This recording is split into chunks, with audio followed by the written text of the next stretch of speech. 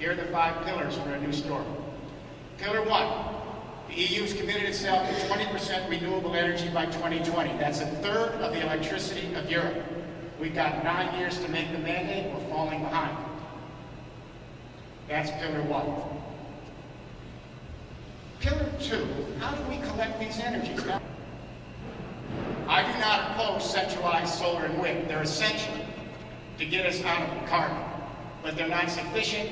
They're only going to be a small part of the third industrial revolution. We need them. They have to be there. But we begin to ask a question that seems so terribly simple now, it's almost embarrassing. If renewable energies are distributed, and they're found in every square inch of this planet in some frequency or proportion, why the hell would we only collect them in a few central points? An aha moment, pillar 2. We have 191 million buildings in the European Union. Homes, offices, factories, infrastructure.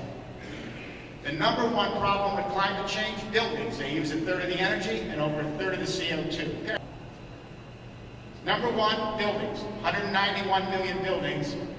Pillar 2, we're going to convert every single building we can, 191 million buildings in the next 30 years across the 27 member states into a micro power plant that can convert the energy on site, the sun off the roof, the wind on the walls, the heat under the ground, the garbage, the agricultural waste, the ocean tides.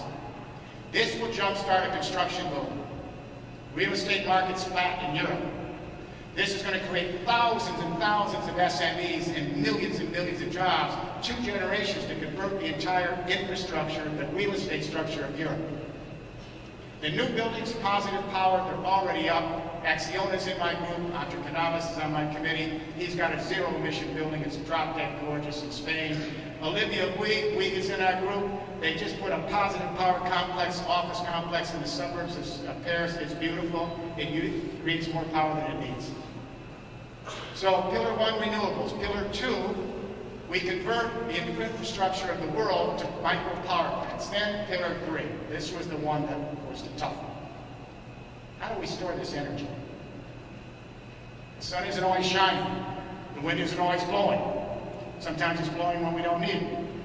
These are intermittent energies. We need some form of storage. They're putting wind in California. Alan Lloyd's on my team. He used to be the EPA director there. Put in the wind. We're not getting it when we need it. We're losing 3 out of every 4 kilowatts. Under Manuel Barroso, we just introduced an $8 billion public-private joint technology initiative for hydrogen. I'm in favor of all storage.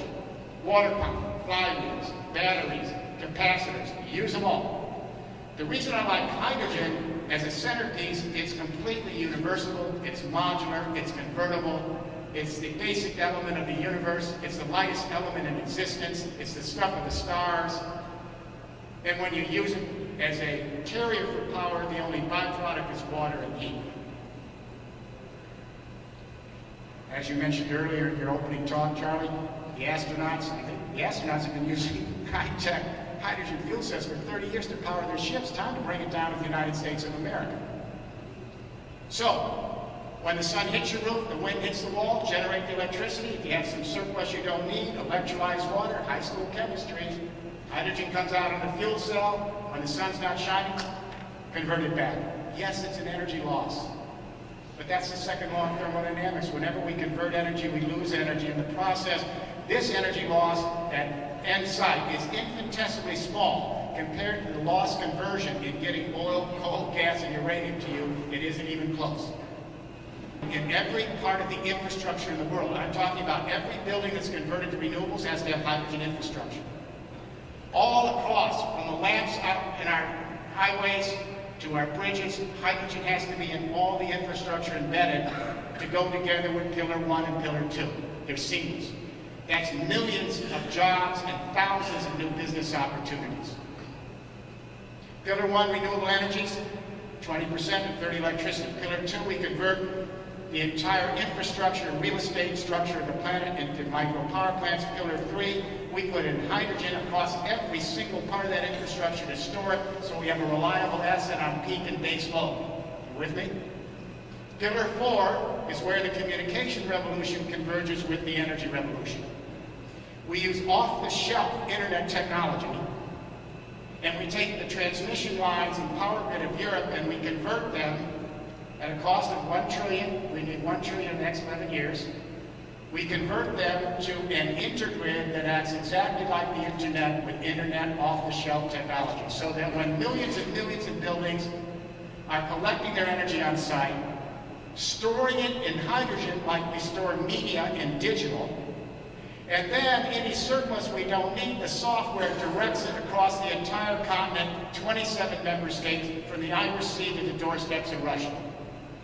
Unless we discount the EU, let me just say, when we talk about G20, G8, G2, the European Union is the leading economy in the world. I know a lot of us think it's a place we go because it's an interesting museum. Not true.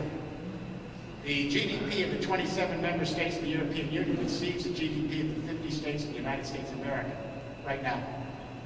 500 million people and another 500 million in our associated regions. If we create a seamless transport, power, and energy grid across a billion-person market with renewables, building infrastructure converted to power plants, hydrogen as a storage vehicle like digital, internet connection, then we go to Pillar 5. We need logistical seamless infrastructure, that's transport. Electric plug-in vehicles are out here right now. Hydrogen vehicles are going to be out in 3 years. We've had the hydrogen buses operating in Europe for a number of years now. We know the technology works, as Charlie says. Now we need scale up, no more pilots. We're tired of pilots. We need scale up. It needs to be lateral. And so if we plug in, we can create a post-carbon logistics across continents.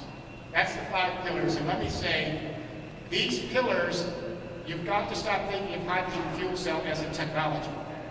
It is a component. The technology is the system.